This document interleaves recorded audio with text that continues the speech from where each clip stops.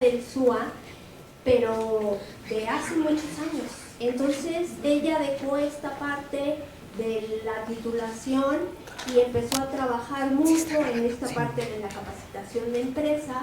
Lo que tiene es mucha experiencia laboral y ahora lo que quiere es cerrar este ciclo profesional, tener su título y bueno, seguir trabajando y haciendo su labor pedagógica. Entonces, bueno, pues, a ver, lo va a presentar. Muchas gracias, maestra. Mil gracias por todo su apoyo y paciencia, porque eso hace que quienes ya dejamos de estudiar hace un buen rato, pues nos motivemos y queramos cerrar el ciclo. Efectivamente, yo tengo, me da pena decirlo, pero más de 20 años que salí de la facultad, de esta hermosa facultad a la que estoy súper agradecida, y que la vida me llevó al estado de Querétaro por cuestiones personales. Y ahí quise continuar con toda la parte de pedagogía. Yo inicialmente estaba dando clases a niños especiales aquí en la Ciudad de México. Cuando llego a Querétaro me encuentro con la situación de que es un estado altamente industrializado. Y entonces se me abrieron las puertas para trabajar en un área de recursos humanos, en la industria, en empresas de manufactura. Cuando continúo con este proceso hace unos años, efectivamente, así como decía el profesor, el doctor Maximiliano, siempre pensaba en hacer una tesis. Por alguna razón empecé a trabajar mucho con respecto a niños con capacidades diferentes. La realidad de las cosas es que estando lejos y estando inmersa en un ámbito diferente es complicado. Entonces, gracias a la orientación de la maestra Norma, me decía, bueno, ¿y tú qué haces? ¿Qué has hecho en este tiempo? Y bueno, pues es que doy capacitación, trabajo en el área de recursos humanos, pero especialmente en la parte de capacitación para desarrollar habilidades blandas en equipos de trabajo. Entonces me dice, bueno, ¿por qué no hacer un informe por experiencia laboral? Y es así como inmediatamente dije, bueno, si puedo documentarlo, y efectivamente he trabajado y he estado revisando muchísimos autores, metodología para poder hablar sobre este trabajo que he realizado por más de 15 años y que me apasiona y que efectivamente, como bien decían, en espacios de educación que no son escolarizados, pero que al final es procesos de aprendizaje, pero en mi caso con adultos y con adultos de diferentes niveles educativos. Entonces es bien interesante esto que he podido aprender, porque cada curso, cada dinámica, cada actividad que realizamos en las empresas para mejorar los entornos laborales, la verdad es que a mí me ha enriquecido muchísimo. Yo soy la que más he aprendido y sigo aprendiendo, y cada día me doy cuenta de lo poco que sé y de lo muchísimo que tengo que prepararme. Entonces quisiera presentarles un poquito del avance que tengo. Quise partir de un entorno y un contexto que se está viviendo en la sociedad, justamente porque a mí me ha tocado todo este cambio tan radical en la parte de las tecnologías de la información. Yo cuando empecé a trabajar todavía recuerdo que tenías máquinas de escribir y sumadoras, ¿no? Bueno, para ustedes a lo mejor es algo que ya lo van a encontrar en museos, pero la realidad es que ahora es tan impresionante la hiperconectividad, cómo se trabaja, sobre todo en los ámbitos industriales, que están continuamente adaptando nuevas tecnologías, innovaciones para ser competitivos y obviamente rentables. Entonces, me pareció importante, pertinente hablar de ese contexto que estamos viviendo a nivel mundial. ¿Por qué? Porque eso también impacta en el ánimo de las personas que trabajan en la industria. Me parece que en todas, pero especialmente en la industria.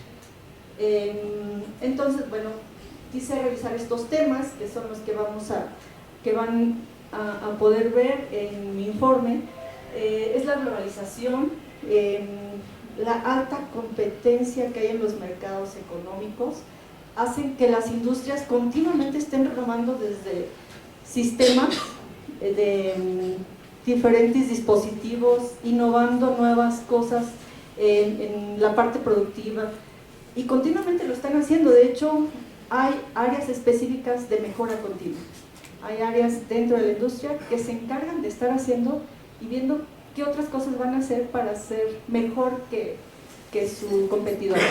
Y estoy hablando de que en Querétaro, que es un estado pequeñito, pero con alrededor de 50 parques industriales, tiene alrededor de 1.300 empresas que principalmente surten a la industria automotriz. Son empresas de manufactura que hacen autopartes, principalmente. También se encargan de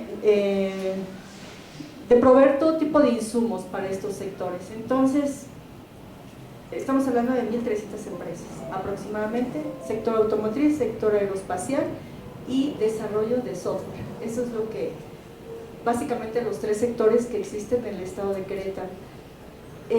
Se sabe también que en el estado de Querétaro llegan alrededor de 25 personas al día. Es una alta migración. Y una de ellas fui yo, ¿verdad?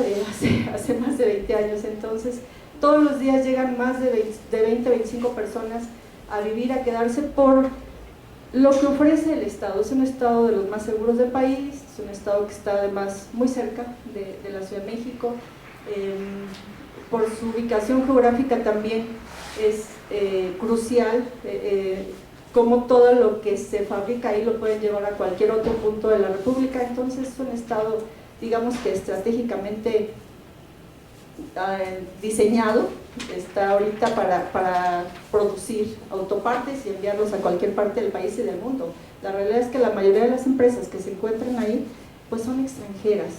Entonces hay empresas americanas, alemanas, empresas de españolas, italianas, de cualquier parte del mundo, y ustedes se pueden encontrar en algunos lugares de la ciudad con muchas personas extranjeras porque son los que coordinan la mayoría de estas empresas.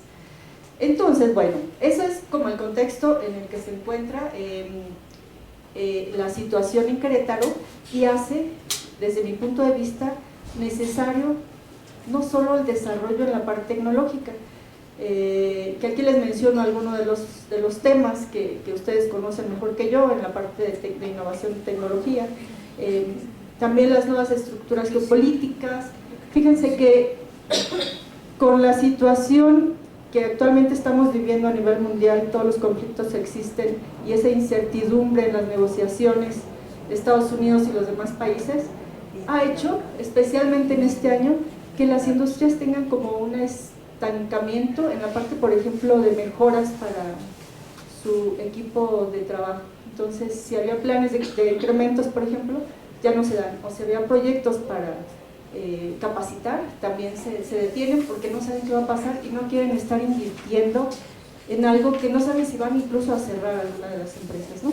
Entonces, todo eso, también quise mencionar la parte de las crisis sanitarias, porque también me tocó en este tiempo que he tenido la oportunidad de trabajar en estas áreas de capacitación. Con el tema de la pandemia tuvimos que voltear a ver una forma diferente de capacitar y continuar con el desarrollo de las personas a través de una formación en línea, y también crear, innovar y apoyarnos de todos los medios posibles para mantenernos motivados a distancia.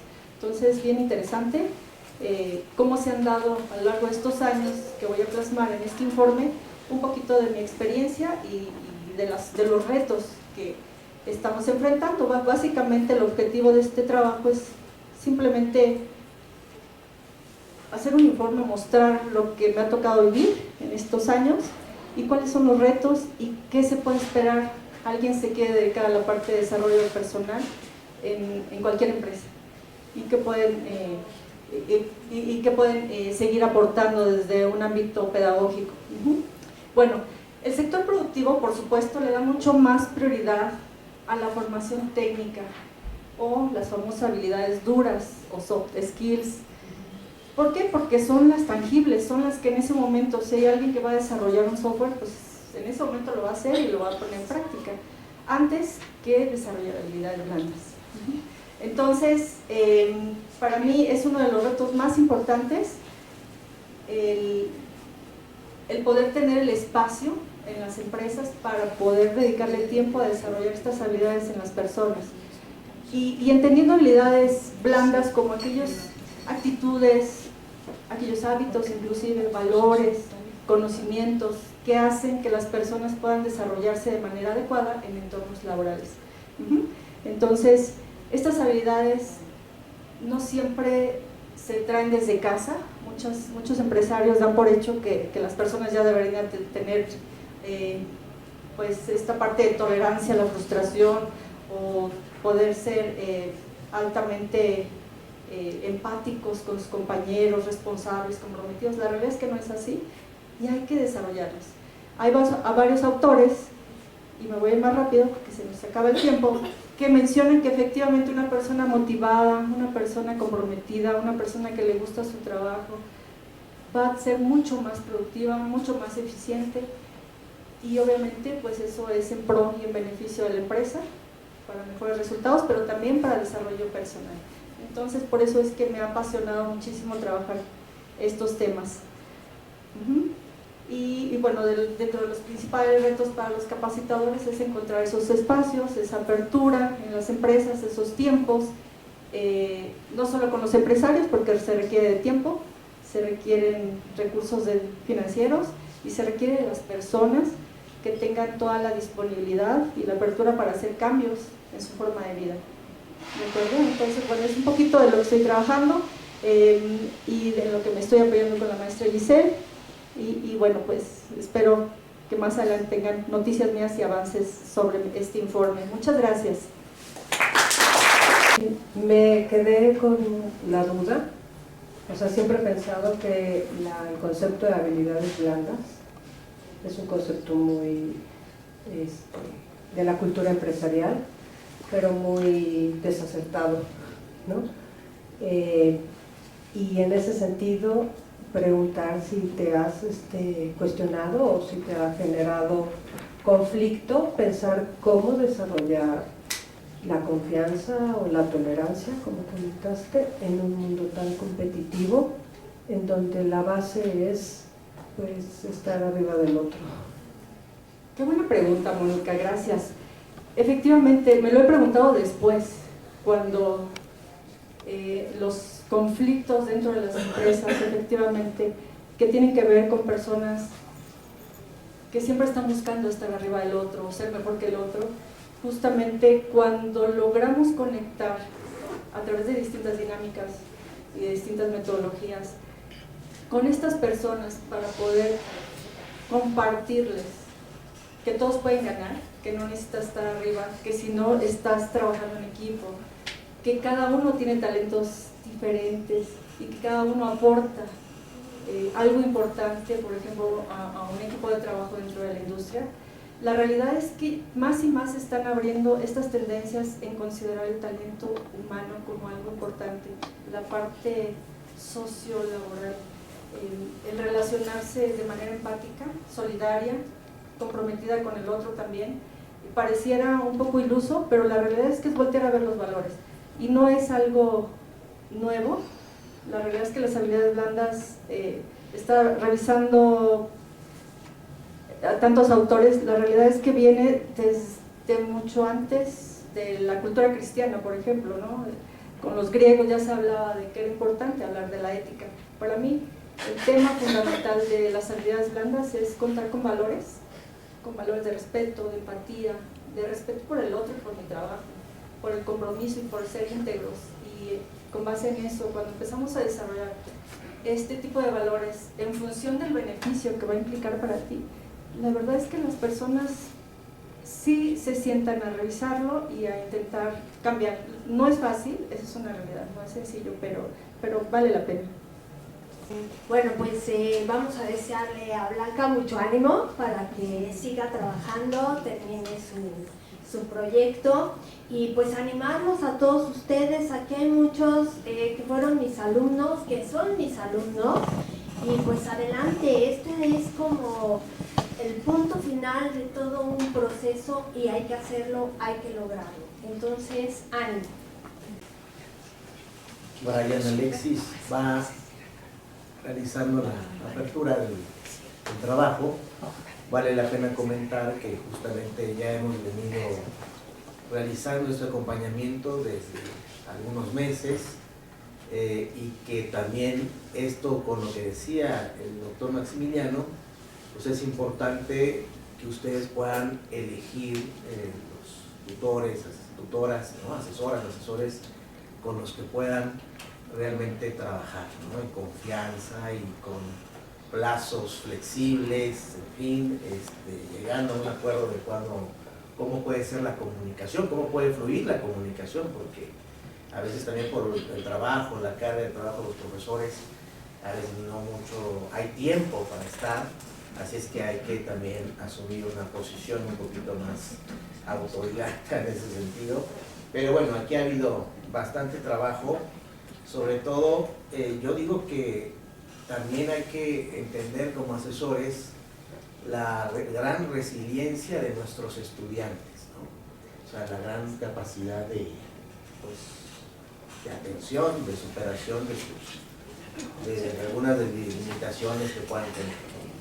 Entonces yo creo que en esto pues hay mucho que aprender también de ellos y acompañarlos, ¿no?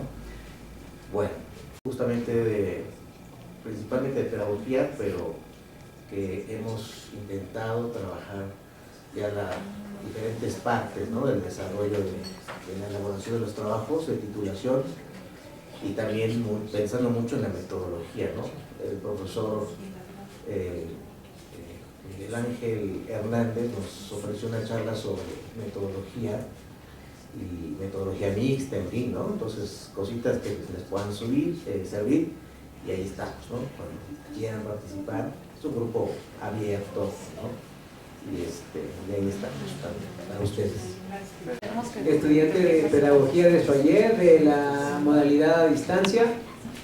Pues mi trabajo de titulación es una tesina, se titula Hacia una antropología pedagógica mexicana, resiliencia comunitaria y etnogénesis urbana en la comunidad de Sibanzá en Querétaro. Bueno, primeramente abrimos la exposición con un cuadro que nos proporcionó un poblador de la comunidad, que es de las familias fundadoras de este pueblo. Podemos ver el cauce del río Moctezuma y al lado los barrancos de la Sierra Gorda de Querétaro. En esos barrancos donde se ven todos esos árboles, ellos tenían sus parcelas de siembra, y tenían árboles frutales.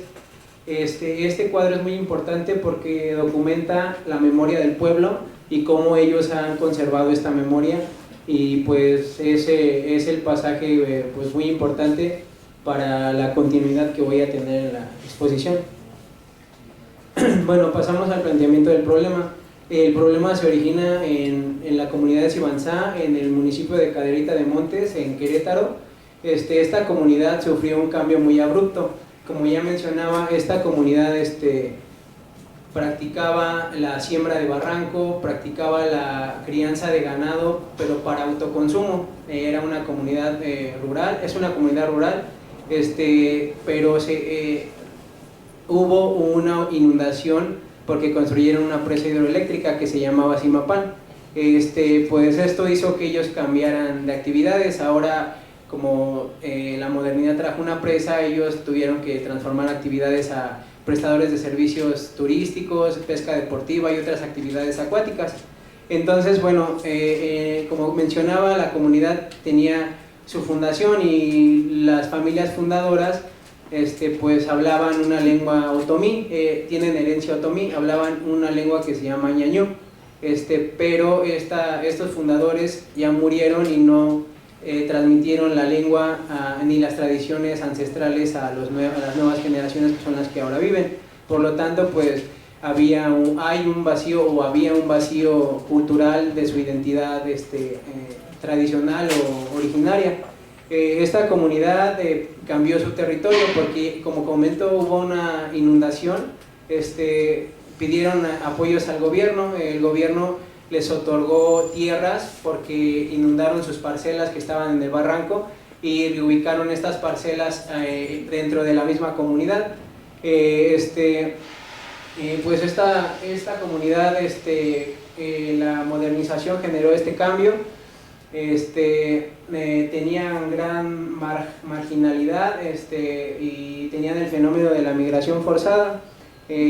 pues tenían falta de empleos. Esta comunidad pasó, como comento, a una urbanidad forzada y pues el gobierno les dio servicios básicos porque no tenían ni luz ni agua, solo vivían en chozas pues de piedra y con un órgano que extraían de un órgano de los cactus que se llama tixtal. Entonces pues realmente estaban en una marginalidad y apartados de la civilización. La pregunta central de este trabajo es ¿cómo ha hecho la comunidad de Sibansá para reconstruir su identidad cultural ante la pérdida de su territorio y la agresiva aceleración de la modernidad tecnológica? Bueno, pues pasamos a los objetivos. El objetivo general es analizar la reconstrucción de la identidad indígena de esta comunidad a pesar de que perdieron su territorio y su lengua, cómo esto les ayudó a redefinir sus estrategias formativas de resistencia, de adaptación y transformación a esta nueva realidad, que es una realidad urbana hidroeléctrica.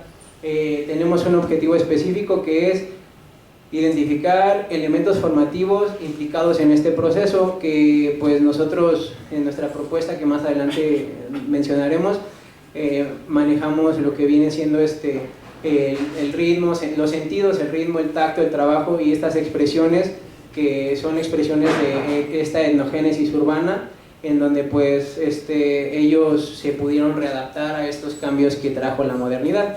El objetivo específico 2 es crear los principios de una antropología pedagógica mexicana afín a los principios de la nueva escuela mexicana humanista. Bueno, aquí vemos otro cuadro igual de la memoria histórica del archivo de la comunidad. Igual ese archivo es del señor Bernardo, era dirigente de la comunidad en esos momentos cuando se dio este cambio. Ahí hay mujeres de la comunidad, están después de una faena de limpieza, están descansando, están tomando agua. Es importante el papel de la mujer en esta comunidad porque, como comento, ellos sufrían el fenómeno de la migración forzada. En esos momentos, cuando les dieron los servicios, el gobierno les otorgó tierras para sus parcelas de siembra, y las mujeres, pues sus esposos y los hombres de la comunidad, la mayoría estaban en otros estados o en Estados Unidos, y entonces las mujeres, para no perder ese beneficio y se siguiera reconstruyendo esa identidad, ellas tomaron la representación de sus familias y ellas fueron las encargadas de pues estas faenas y de que el gobierno ellas pusieron la mano de obra para que el gobierno les diera pues su territorio y siguieran este proceso de readaptación. Bueno, el marco teórico, aquí pasamos al marco teórico. Como comento, nuestra finalidad es plantear las bases de una antropología pedagógica situada, que viene siendo algo que queremos aplicar a esta comunidad y algunas otras que han tenido pérdidas de territorio, de lengua, o que se han sobrepuesto a adversidades, y cómo es que han reconstruido sus identidades. Esto lo vamos a hacer mediante 6 ejes de análisis. Tenemos un eje de colonial. Estos, como han comentado, estos autores también pueden estar sujetos a cambio, pero siento que son autores que van afines a los conceptos del título, que es la etnogénesis y la resiliencia comunitaria. Tenemos el eje de colonial con Walsh y Dussel, tenemos un eje sustentable con Enrique Leff y Sousa Santos, tenemos un eje tecnológico con Vieira Pinto y Simondón, tenemos un eje de género con Lagarde y Federici, otro eje simbólico religioso con Canclini y Masferrer, y un eje educativo. También importante mencionar que, como las tesinas anteriores, este trabajo es encuadrado en una pedagogía no formal, porque pues ellos aprendieron en estos cambios y más adelante lo mencionaré. Eje educativo no formal con Freire y Puigros. Bueno, pues pasamos al corpus de la exposición. Es una síntesis no es el índice tal cual, pero es un índice tentativo. El primer capítulo es un capítulo teórico para darle rigor a este trabajo. Se titula Consideraciones sobre una antropología pedagógica mexicana. Vamos a hablar sobre la antropología pedagógica situada. Como comento, la vamos a construir a partir de esos 6 ejes y que sea aplicable a esta comunidad y a algunas otras. Vamos a hablar del concepto de resiliencia comunitaria, aplicado a este contexto de estos cambios que sufrió la comunidad, el contexto de, bueno, es el contexto realmente de etnogénesis urbana, y mediante también desarrollar los ejes de investigación, que son los 6 que ya mencionamos: el de colonial, el sustentable, el de género, el formativo, el tecnológico y el simbólico religioso. El capítulo 12 es un capítulo más económico, que da como esta memoria del territorio, sitúa a su territorio, a la región, con las principales actividades económicas en Querétaro, en Cadereyta de Montes, y lo particulariza hasta la comunidad de Sibanzá. Y luego tenemos datos fríos, que son datos estadísticos del INEGI, de la comunidad de Sibanzá, mediante herramientas de búsqueda que tiene esta gran plataforma. Mencionar que en este proceso también el profesor Jorge, agradecerle todo, me compartió un curso que tomó para aprender a usar más en forma esta plataforma del INEGI. Y luego tenemos el capítulo 3, resultado de que vienen siendo los resultados de la entrevista, vienen siendo también vienen siendo la investigación de archivo y la memoria de la comunidad, lo que rescatamos también en nuestro trabajo de campo, que ya tenemos la primera fase. Se propone una segunda fase de trabajo de campo, y ahí vamos a documentar más de estos ritos y estas nuevas formas de reestructuración que han tenido. Luego sigue la propuesta que estamos proponiendo, como comentaba hace rato, una pedagogía no verbal, que es una pedagogía mediante los sentidos, porque pues ellos, como comento, es no formal y pues no aprenden como tal porque son adultos y también hay niños, pero todos están dentro de esta dinámica en una cooperativa turística, entonces aprenden mediante la cotidianidad de su cooperativa. Y pues la forma de aprender es pues mediante los sentidos, el tacto con el trabajo manual que hacen, el olfato y este tipo de cosas, sentidos, pero los traducimos como en otro tipo de elementos de su entorno. Tenemos el desarrollo de hallazgos y los hallazgos, que pues el primero de ellos es cómo ellos han pasado de una choza de adobe o de piedra a vivir en una cooperativa turística. Cómo gestionan todo esto, cómo sus actividades, las faenas, y cómo dan este sustrato para mantenerse reinventando su identidad. O sea, no lo que perdieron, no dejarlo perdido, sino reconstruirlo. Tenemos otro hallazgo como la etnogénesis urbana, que bien menciono, la identidad otomí de la comunidad de Sibanzá no se perdió, sino que se transformó. Y pues ahora tienen ellos pues nuevos ritos de paso, ya que, como comento, pues sus ancestros no les heredaron esa lengua ni esas tradiciones. Ellos han tenido que reconstruir desde cero su identidad cultural, y como es algo que pasó tras la modernidad, pues ahora, por ejemplo, en graduaciones escolares, en la religión cristiana, en el rescate, porque ellos han rescatado el himno la lengua ñañú, mediante en las escuelas a los niños les han enseñado el himno nacional, y tienen certámenes donde participan con otras escuelas, y ahí han aprendido los niños a rescatar su lengua. Servicios turísticos y el éxito de la cooperativa pues son los nuevos ritos que han dado unidad a esta comunidad y han reconstruido su identidad. Tenemos otro hallazgo, que es la pedagogía de los sentidos, en donde pues el aprendizaje, como comento, no ocurre en el aula, sino ocurre pues en la cooperativa, que es como una escuela para la vida. En esa cooperativa pues ellos han enseñado a niños desde pequeños a integrarse y salirse de problemas que tenían, como alcoholismo. La migración ha frenado la migración, ya tienen una fuente de empleo estable. Entonces pues ha servido mucho como nosotros, mediante por ejemplo el tacto, el trabajo manual en la cooperativa y en el turismo, la autogestión de hostales y hoteles, las faenas de limpieza, el olfato, el gusto, la preparación de alimentos extraídos de la presa, como ellos también tienen pesca comercial y comercian su recurso alimenticio para otros estados. En la visión, por ejemplo, ellos usan las redes sociales para difusión de eventos, para la pesca deportiva, redes sociales de mensajes comunitarios para estar enterados de ello, pero van más allá, no solamente se quedan en una promoción como turística, sino ellos usan las redes sociales para informar acerca de la historia de su comunidad, su pasado y su memoria, y pues están muy abiertos a, como por ejemplo yo cuando fui, a mostrar todo este pasado, todo su proceso que han vivido. Entonces también otro hallazgo es el de la resiliencia comunitaria, como ellos, como comentaba, en ritos ahora modernos o ahora de su nuevo proceso de vida, como la religión o la organización comunitaria de faenas, han sustituido estas estructuras triviales y ahora pues les han dado cohesión social a su nueva vida.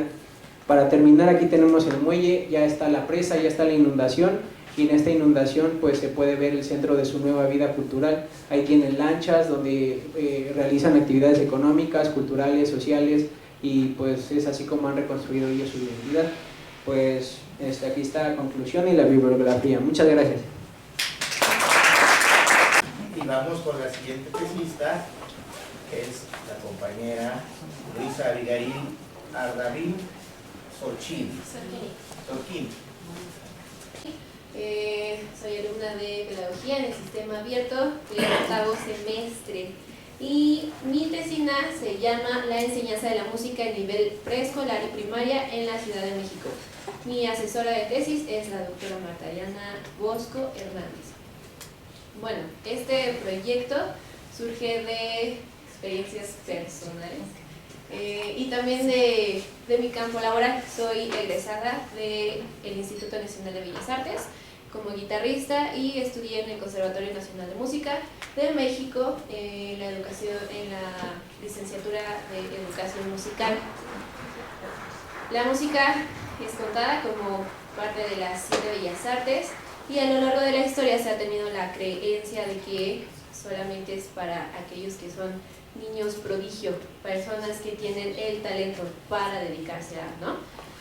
Por ende, como persona que salió del conservatorio, está mucho el estigma, el estereotipo de que solamente puedes ingresar y puedes tener este acercamiento a la música si eres niño, solamente si eres niño, ¿no? Y los que venimos de escuelas públicas, tanto en preescolar como en primaria, creo que somos testigos de que hay una carencia evidente de la educación artística, pero sobre todo de la educación musical. Entonces, pues se ha convertido en esta dicotomía, ¿no? O solamente los niños que son considerados prodigios que estudian desde pequeños, o pues no eres, y entonces atente a lo que el sistema educativo te puede dar, te puede ofrecer en este campo. Muy bien. Entonces, el planteamiento del problema es la creencia precisamente popular de que los niños son demasiado pequeños para aprender música, que no necesitan de ella, que no la entienden, que es más importante, lo que comentaba aquí mi compañera, pues la enseñanza de las ciencias duras, ¿no? Sobre la educación tanto humana y sobre la educación artística, a menos que se vayan a dedicar a eso porque tienen tanto el talento como la visión para ello. Pero más adelante vamos a hablar sobre precisamente estos tipos de inteligencia y que se han tomado contrario a lo que realmente el autor, que es Gardner, proponía. No nada más tenemos un tipo de inteligencia y eso no nos encierra a que solamente a eso te vas a dedicar y que solamente debes estudiar a eso, y entonces si tú no tienes ese talento, ese tipo de inteligencia, de inclinación, no debas estudiar los demás conocimientos. Esto da como consecuencia la evidente deficiencia que tenemos en el sistema educativo público respecto a la educación artística, específicamente musical, y también hay una carencia muy notoria en las pedagogías para poder enseñar este tipo de aprendizajes, y sumado a esa, pues las experiencias negativas que se pueden encontrar cuando intentamos aprender esta disciplina. Mis preguntas de investigación son: 1. ¿La música es para todos o solamente debería de aprenderla quien tiene el talento para ello? 2. ¿Cómo se puede clasificar a alguien que tiene el talento para la música y a alguien a quien no? los segregamos, los juntamos, los incluimos, hay una clasificación para ello, hay una clasificación pero social, no establecida. 3. ¿Cuál es la diferencia entre el talento y el esfuerzo? 4. ¿A partir de qué edad un niño debería de aprender formalmente música? 5. ¿Funciona la enseñanza de la música dentro de un aula o es un mejor camino aprender la música en lo individual? 6. ¿Cuál es el método correcto para la enseñanza de la música en las escuelas? Y 7. ¿A qué se le puede llamar un verdadero aprendizaje en la música? ¿Y qué nivel debería de tener cada alumno para considerar que realmente aprendió música? Mis objetivos. Mi objetivo general es analizar cómo se desarrolla la educación musical y su impacto en el desarrollo integral del niño, tanto a nivel preescolar como a nivel primaria, y el acceso que tiene en la educación, cuáles son los métodos de enseñanza, los criterios de evaluación, los factores que influyen en este tipo de aprendizaje, y bueno, qué tanto es esfuerzo, qué tanto es talento, qué tanto es constancia, es disciplina, y qué es lo que me puede ofrecer el sistema educativo para obtener este aprendizaje. Como objetivos específicos, principalmente quiero analizar si la música debe considerarse una disciplina que puede ser para el aprendizaje de todos o si solamente es exclusiva, como lo hemos estado revisando. Mi objetivo número 2 es analizar qué metodología se lleva y la teoría de aprendizaje que se ha llevado a lo largo de este proceso educativo. El 3, identificar cuáles son las teorías de aprendizaje y las perspectivas que pueden ser utilizadas y enfocadas para la educación musical. El 4, comparar precisamente esas teorías de aprendizaje y bueno, implementar, ver si se puede hacer un nuevo currículum, una propuesta nueva. Y el 5, definir la evaluación, precisamente cómo decimos que un niño sí sabe música, cómo no, cómo se debería de evaluar sumativa, formativamente. Bien, mi marco teórico, principalmente estoy basada en las inteligencias de Howard Gardner. Lo que les comentaba un poco hace rato, él propone que cada uno sí tiene una tendencia, una cierta inclinación a una inteligencia en específico, pero esta inteligencia siempre va a ir relacionada con otras dos, entonces no podemos solamente encerrarnos en que tenemos una y tanta, y aún así propone que todas construyen este andamio y se relacionan para poder mejorar, para poder desarrollar un crecimiento íntegro, saludable del individuo. El constructivismo de Piaget, con el aprendizaje individual, el socioconstructivismo de Vygotsky, el aprendizaje sociocultural, la zona de desarrollo próximo, la enseñanza entre pares, el aprendizaje situado de Etienne y el aprendizaje significativo. Bien, pues mi hipótesis es esta. Lo que he ido descubriendo a lo largo de esta investigación es que principalmente en el nivel básico de educación, los maestros titulares de grupo son los que se hacen cargo también de dar la clase de educación artística.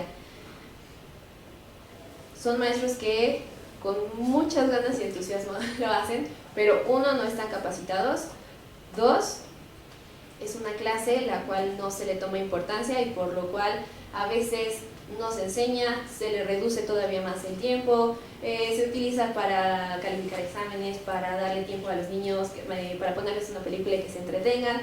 Entonces, la propuesta principal es que alguien que realmente se dedique o que esté capacitado para el tema pueda dar la clase. Pero esto no basta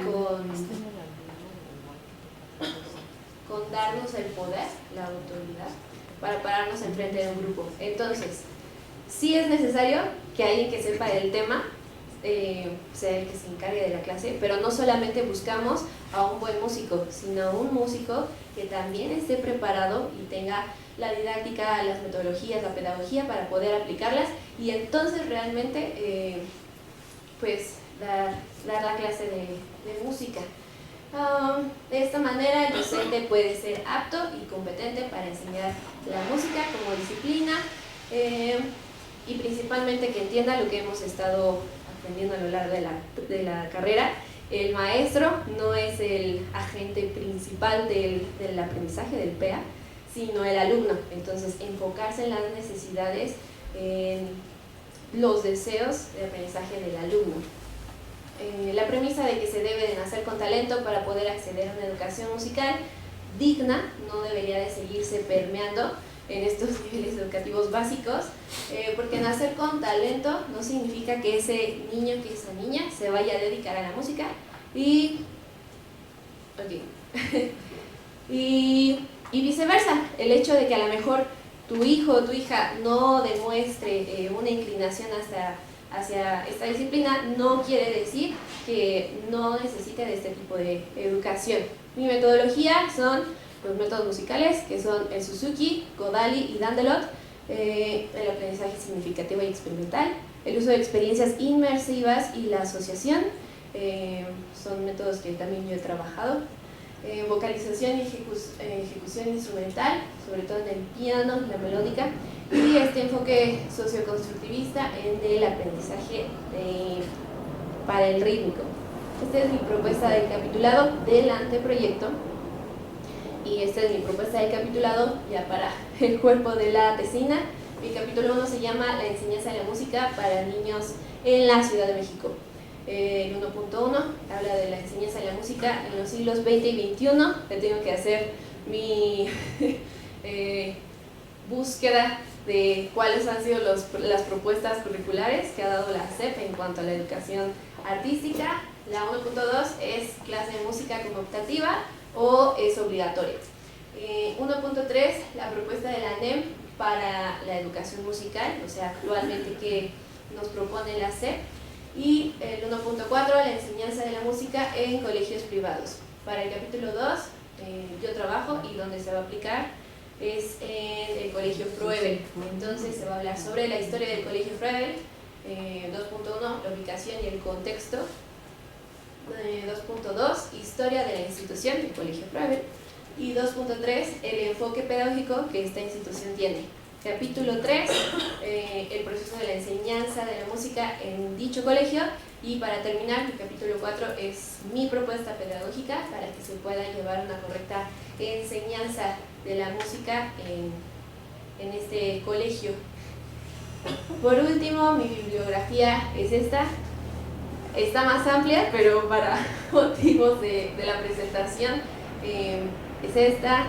Las inteligencias de Gardner, Lev, Etienne, Tort, Cristian Caballero, algunos de los teóricos que ya conocen. Entonces, eso sería todo. Muchas gracias. Hola de nuevo. Tengo un comentario para el segundo trabajo. Fíjate que al estar analizando cada una de tus láminas, me pierdo. ¿En qué sentido? De pronto estás enfatizando si cada uno de los estudiantes, los alumnos, las alumnas, tiene un potencial para la música y hay que explotarlo o darle oportunidad a que todos los niños, todas las niñas tengan ese acercamiento con una cultura musical. De pronto hay un salto y ya estoy viendo cómo se tendría que formar a un profesor de música o profesora que abarcara, de acuerdo con un listado, un repertorio o una miscelánea de teorías, un aprendizaje de X características o de tal naturaleza y que garantice esa cultura musical. Y encuentro que tú ya estás trabajando en alguna de estas escuelas. No sé si es un informe, es que perdón, no me quedó muy claro. Puede ser una limitación mía para tratar de articular la exposición que tú nos haces, pero exactamente en qué te quieres centrar. En si todos los niños que acudan a la escuela tendrían que ser sujetos de la enseñanza musical, tengan o no tengan talento, tengan o no tengan familia que les provea extracurricularmente una formación musical, clases para algún instrumento. Si la nueva escuela mexicana da la oportunidad en el espacio del plan de estudios a que haya ya un compartimiento donde diga, esto es para la enseñanza de las bellas artes y específicamente de la música, y por lo tanto hay que formar maestros con este perfil. ¿Nos podrías comentar esa parte cómo está? Gracias. ¿Y qué tipo de trabajo es? Exacto. Yo me pierdo en si era tesina, informe de trabajo. Bueno, en el principio de la exposición planteé que es una tesina. Mencioné que yo trabajo como docente tanto particular como en el colegio, digo, porque también mencioné que es a base de las experiencias personales, ¿no? Yo que crecí, experimenté las deficiencias del sistema educativo público, que no tuve acceso a algo particular, y bueno, también como docente, qué es lo que he detectado y que he podido ver que aportan a mi tesina, a mi trabajo. Lo resumió muy bien, creo que se entendió. Sí, ¿quiénes son sujetos a quiénes van a tener el derecho a recibir esa educación? De acuerdo al artículo 3 constitucional, dice que todos, y a la reforma que hizo el presidente anterior, también dice que todos y que todos deberían de recibir educación artística. ¿Se hace eso en la realidad? No, y de eso habla este trabajo. Lo que se dice es, ¿quieres estudiar? ¿Quieres recibir esa educación? Vete y consigue clases particulares, vete a un colegio particular, mueve tus medios para ver cómo lo recibes. Si no, pues si no te vas a dedicar a eso, pues entonces ya no importa. Concéntrate en lo que sí, ¿no? Las ciencias duras, en estas cuestiones. Entonces, pues sí, recordemos que desde la planeación educativa, y eso es lo que me he estado centrando, hay varios agentes que actúan y se colaboran en el proceso educativo. Entonces, ¿quiénes son los que deberían de recibir? ¿Todos o los privilegiados? Los que tienen el talento, los que tienen el dinero, se supone que todos. Bueno, ¿y qué tiene que pasar para que todos reciban este tipo de educación? ¿Cuáles son las metodologías que se deberían o que son favorables para que se enseñe? ¿El profesor debe estar capacitado o no debe estar capacitado? Cualquiera puede entonces decir, ay sí, a mí me gusta la música y yo lo voy a enseñar. Entonces sí es fallarte, si no es, merece tener formalidad, seriedad, o cualquiera puede decir me gusta y lo voy a enseñar. De eso habla el trabajo en general. Entonces, por eso cada capitulado va como aterrizando poco a poco ese proceso, y no nada más es de la mirada de mía como docente. No, por eso no es un informe de trabajo, sino abarca pues cada rol, cada papel, cómo tendría que funcionar para que esto fuera posible, para que la educación, la enseñanza de la música, tanto a nivel preescolar como primaria, fuera posible. Bueno, una observación. Yo trabajo en preescolar y sí se da la enseñanza musical. Digo, no sé si tú has hecho un estudio de campo en relación a cómo se lleva esta enseñanza musical tanto en primaria y en preescolar, porque sé que en primaria no lo hay, pero en preescolar sí lo hay, y sí hay ese acercamiento a la enseñanza musical. Entonces digo, yo creo que te favorecería hacer ese estudio de campo si es que no lo has hecho, como para tener un acercamiento a la realidad, porque es desde los supuestos que tú has vivido, pero realmente es otra situación la que se vive, ¿no? Entonces digo, creo que eso te podría ayudar para tu trabajo. Y bueno, creo que otra de las cosas, mencionas en el título preescolar y primaria, pero ya en el desarrollo de tu trabajo nada más se ve primaria, solamente se ve primaria. Eso viene ya el desglose y la propuesta que da la NEM, y también el currículo que no cuadra con las posibilidades. Pero sí, gracias. En relación al primer trabajo, te felicito, se me hace un enfoque muy importante, muy interesante, ¿no? Abordar desde el punto de vista antropológico, filosófico, sociológico. No sé tú qué tanta acercamiento tienes con esta comunidad, ¿no? Si eres cercano a ella, procedes, ¿no? En ese sentido creo que está muy bien todo ese trabajo de campo, de investigación histórica. Pues felicidades. Nada más en tu presentación, ojo pedagogo, sí procura, ¿no?, que sea didáctica, la letra muy pequeña y demás, tu exposición estuvo muy bien, ¿no? Y en relación al segundo trabajo, bueno, además de lo que se ha comentado, sí siento todavía que falta un poquito estructurar, acotar un poco más las diferentes cuestiones. A veces parece que en todos los trabajos de titulación, sean tesinas o informes, tiene que aparecer hipótesis, ¿no? Ahí los planteamientos eran como premisas más que hipótesis, ver si esto realmente es necesario en una tesina. En un informe pues, no tiene que ver, hay otras cuestiones, ¿no?, de sistematización. Esa sería la observación y muy, muy rico, ¿no?, la riqueza de los trabajos que se han presentado aquí. Felicidades a los dos, me gustaron mucho sus temas de investigación. Y voy a hacer un comentario específico del trabajo de Brian. Muchas felicidades, es un tema fascinante, me pareció maravilloso y creo que tu aportación, igual lo que dice la doctora Rosa María, es para la antropología y para la pedagogía, que es muy importante. Y bueno, dentro de mi ignorancia, solamente comentario de que cuando mencionaste lo de la pedagogía de los sentidos, creo que con ese puro tema podrías hacer la tesis de pedagogía. Pero sin embargo te vas a la antropología pedagógica y abarcas tu trabajo de campo y bueno, me parece muy hermoso tu tema, ojalá pueda yo leerlo cuando lo termine. Gracias. Buenas tardes, encantada de estar aquí con ustedes y ver que están presentando estos trabajos y quiero comentar sobre el primer trabajo. Brian, me parece increíble que esta idea que se gestó desde hace mucho tiempo ya estés ahora presentándola, ¿no? Y me encanta lo que estás haciendo, solamente acotar un poco más para que no sea tan extenso. Y del segundo trabajo definitivamente yo creo que hace falta como la estructura, el hilo conductor para que quienes te leamos y te escuchemos nos quede más claro cuál es tu planteamiento, hacia dónde va dirigido y con qué elementos. Y coincido con los comentarios que te hicieron tanto las doctoras como las compañeras que están acá. Como que toma nota. Increíble, felicidades por sus proyectos. Creo que justo, ¿no?, el exhorto sería, pues si tienen oportunidad de hacer tesis o de más adelante continuar con sus investigaciones, adelante. Creo que tienen mucha tela de dónde cortar.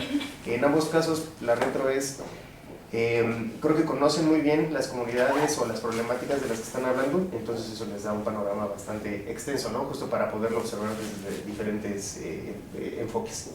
Y puntualmente con Avi, o sea, de verdad, te agradezco porque siento que es una radiografía de pues, muchas de las necesidades que hay en la enseñanza de la música, ¿no?, y también de cómo sucede social y culturalmente, ¿no?, de su transmisión. Complementando lo que ya te dijeron, y va de la mano con exhortarte a que sigas ampliando la investigación. Quizás para esto, ¿no?, o sea, si vas a hacer una tesina, pues sí, abócate a un tema, ¿no?, o sea, pues finalmente eso te permitirá también ahondar en una pues, problemática y la solución que quieras plantear o lo que quieras analizar, pero creo que justo tienes identificadas un montón de cosas, ¿no? Entonces, sé que ahorita se sintió que no hubo un hilo, ¿no?, pero bueno, no sé, yo muchas de esas cosas también me ha tocado experimentarlas, ¿no?, y estoy seguro de que a muchos músicos también. Entonces, de una u otra forma tenía sentido, ¿no?, el hablar de todo ahí medio disperso, ¿no?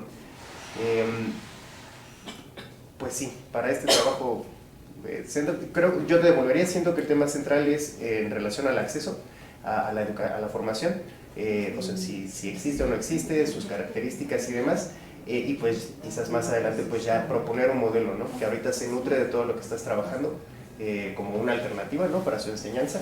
Pero creo que un tema central que te podría servir para abrir camino más adelante, pues es hablar del acceso de forma general. Les damos las gracias por su asistencia, por su apoyo, por sus comentarios y recomendaciones. Los esperamos mañana de 5 a 7, pero en la sala F. ¿De acuerdo? Muchísimas gracias y el sábado también. Que tengan una excelente tarde. Gracias.